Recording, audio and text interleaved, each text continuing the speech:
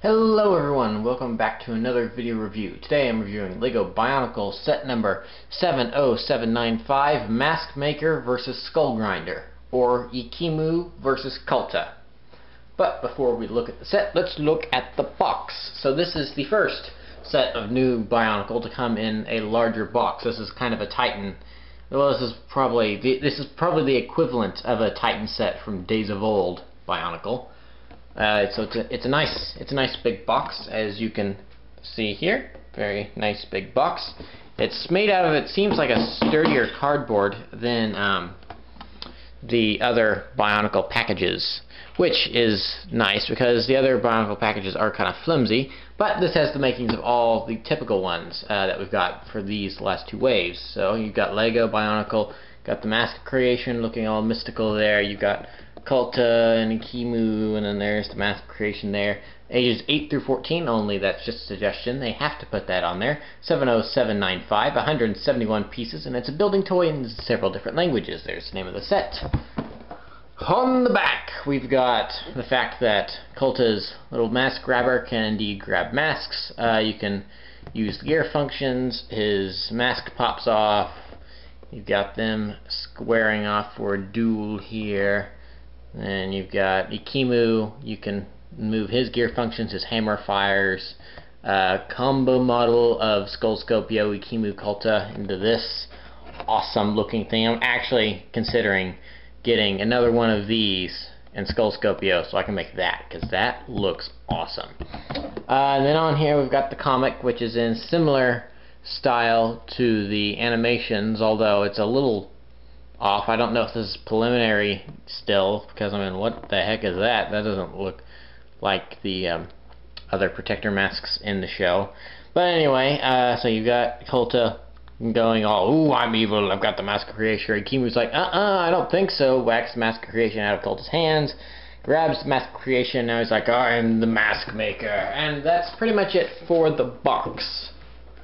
Emphasis on box, because it really is a box this time around. So, before we get into the set itself, let's take a look at one of the things I really wanted to get the set for, this marvelous mask here, the Mask of Creation. I don't think you ever had a Kanohi name in G1 BIONICLE, but this is the Mask of Creation. It looks very nice. It's very detailed. It's just a really nice looking mask. Oh, and I dropped it. Fail. But the only really thing I would say that I have a problem with this mask is that, and this is quite a nitpick, is that these two arches, I guess, not arches because an arch would be one, I'm just going to call arches, these two arches here are a little farther apart than it looks like they really should be. Because on the box, here if we look at this Mask of Creation next to this Mask of Creation, for one thing, this one's a little bigger than that. It's close, but it's a little bigger. And you can kind of see that these two prongs, there's a better word, these two, maybe, I don't know, these two little arches are a little closer to the other ones on this Mask of Creation than they are on this. But really, that is the only problem I have with it. That is very much a nitpick. And otherwise, this is a fantastic mask. It looks absolutely awesome. And LEGO was nice enough to include a stand for it. Now, in case you're thinking, oh, I just want to display the Mask of Creation on Ikimu, so I can put his protector mask on here. And think again, because the only mask that really fits on here well enough is really the Mask of Creation. Kopaka's mask will fit on, I think the Mask of Stone will fit on, but that's pretty much it. And even this has kind of a problem staying on. It won't just sit like this for some reason. So you really have to kind of pivot it up. There we go. And it's very... This is mine anyway. It may not do this for everyone, but this is just for me. So you really have to kind of play with it a little bit. Get it? Because it's a toy? That was a bad pun. There we go. So now we have the Mask of Creation. So, getting into the actual figures, what actually come in this set, let's start off with the Mask Maker, Ikimu, cast into a deep sleep by his brother Makuta. Oh wait, that's G1 Bionicle. Let me rephrase that. Cast into a deep sleep after his brother Makuta. Huh. Well, I'm sure that's a coincidence. No, I'm joking. This is the Motunui of G2. He's not a great spirit, but he's the equivalent to what Motunui was in the original story. He and Makuta are in some sort of deep sleep currently in the story, and obviously Ikimu wakes up at some point, because I mean there he is on the box. Here he is in figure form, you know, ready to attack someone.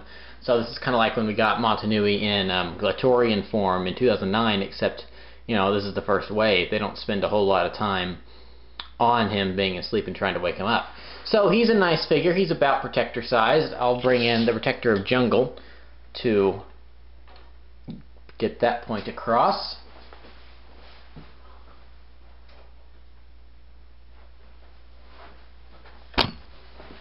And sorry, I've moved the camera a bit.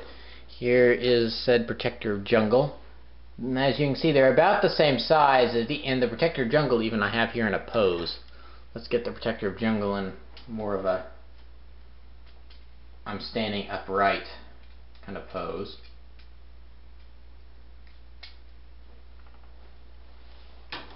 There we go.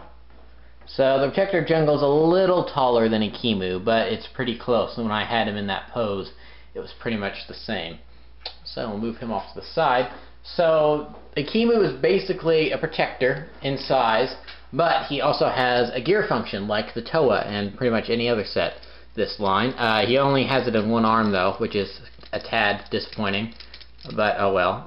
So he's got two weapons. He's got this buzzsaw thing, which is just a whee do that, and I think that's an Ninjago piece, although don't quote me on that because I'm not 100%. He has these custom shoulder pad things, which are nice. They look nice.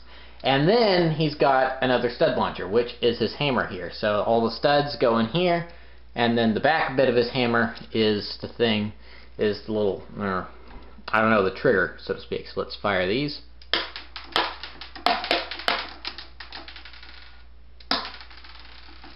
And those have bounced all over the place. So it works just like any other stud shooter.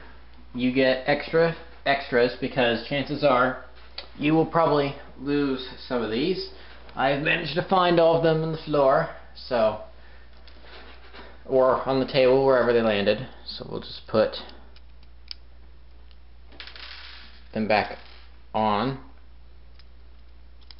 Ikimu also has a lot of nice transparent blue pieces. They look really nice. I really like these pieces. The only other figure I think so far that has this many pieces, well, not this many pieces, but has this color blue is probably Kopaka with his hands. Come on. There we go. Alright, so that's Ikimu. Now moving on to the Skull Grinder, Kulta. So this is our big bad villain for Wave 2. Starting off with kind of an issue with him. Yeah. So the weight is not evenly distributed. He's just got the wimpy little sword in this hand, and he's got his great big old staff club mask grabber thing in this one. So you just let that kind of hang free, it does that. So really and it doesn't reach all the way to the ground, so you can't have it just resting on the ground. See, it doesn't do that.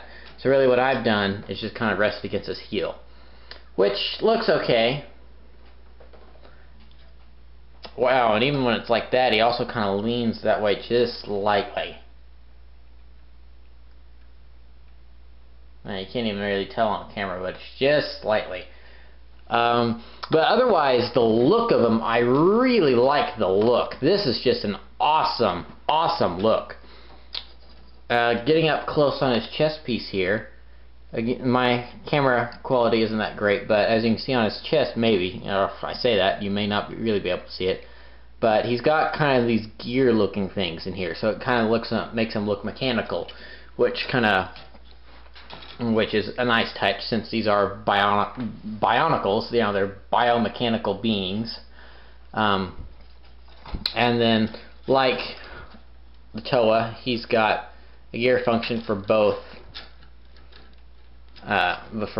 of his limbs, but with this gigantic staff thing, it does kind of flail around a bit. It's a lot like Golly. She, with her big harpoon, there's a lot of weight there, and so it's kind of hard to get him in certain poses and everything. So he kind of has that same problem. But he does just look absolutely stunning. I really like the look of this guy. He's got a lot of trans orange on him. And then he is a little gappy, if I can get him moved around. So there's kind of a gap right through. So you can kind of see into his soul a little bit. But when you have, I mean, you know, who displays their figures on the side? Well, no. Even if you want to have them in battle stance, you could do the box art pretty much. But from the front, this guy does look really nice, and one of the things that I really like about him is that just fell on the floor. But one of the things I really like about him is his mask. It is kind of small, but it's kind of compensated for by his big devil horns that he's got. But it is a really nice design. I mean, if you wanted to make a Terminator mock, this is the mask you want to use. I mean, it's very skull-like, which is fitting because, you know, this whole second wave is very skull-oriented. So the big thing about this guy is that he is after the mask of creation for whatever reason, because the book isn't out. There's only one episode of the animations released as per this recording, so we really don't know why he wants it, but he wants the mask of creation. So the mask of creation can go on him, and here he is looking all imposing, raising his army of fallen war. Hey, that kind of works.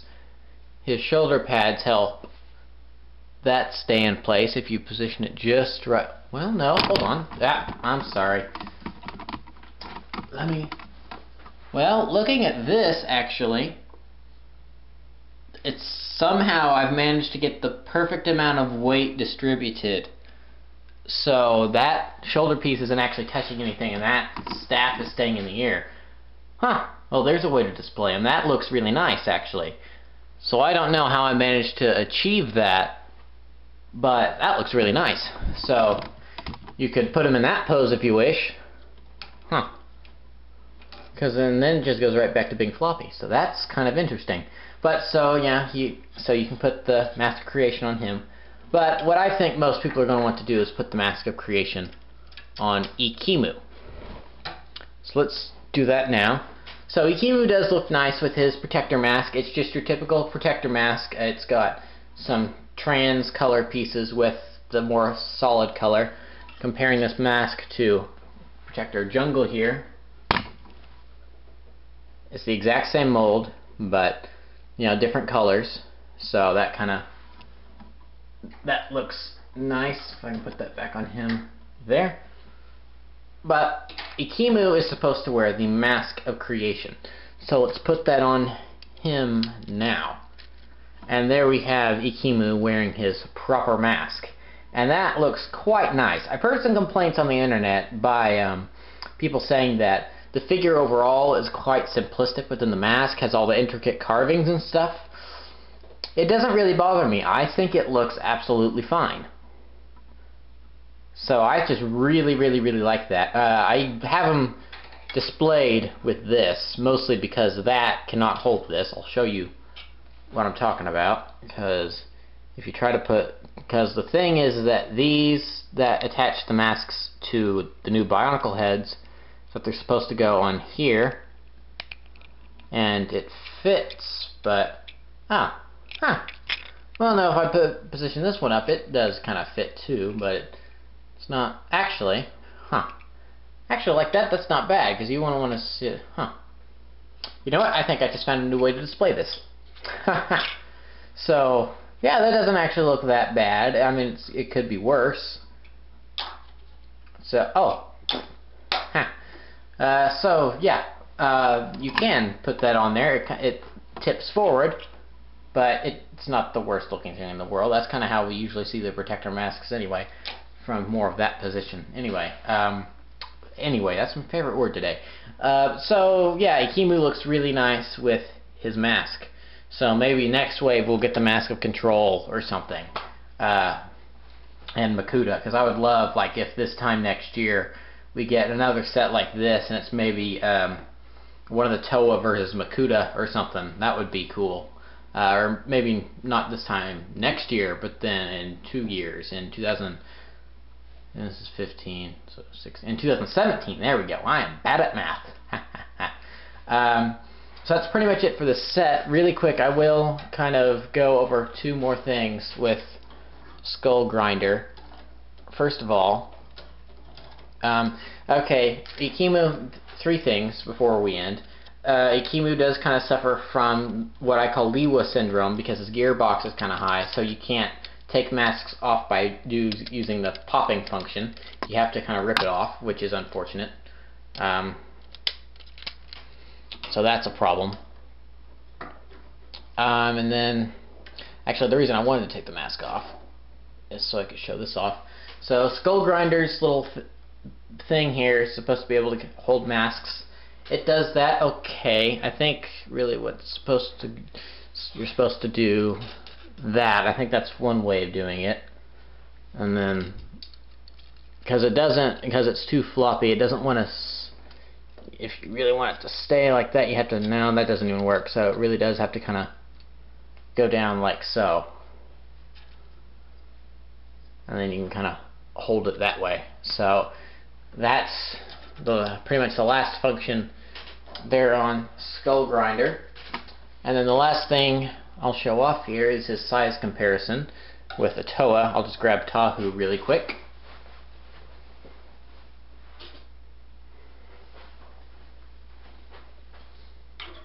So here is Tahu, the Master of Fire. Tahu's like the tiniest bit taller just based on the mask. If you had the masks off, they'd probably be about the same, but I'm really running out of time here. I've got like a minute left on camera time. So really wrapping up, this is a really nice set. I like it because it's $30, so it's the most expensive set we've got out of this line so far in its lifetime, which is not even a full year yet. And it really does feel like you're getting 2 sets for the price of 1.5, maybe. It is I don't really know the maths behind it, but it is a nice set. It feels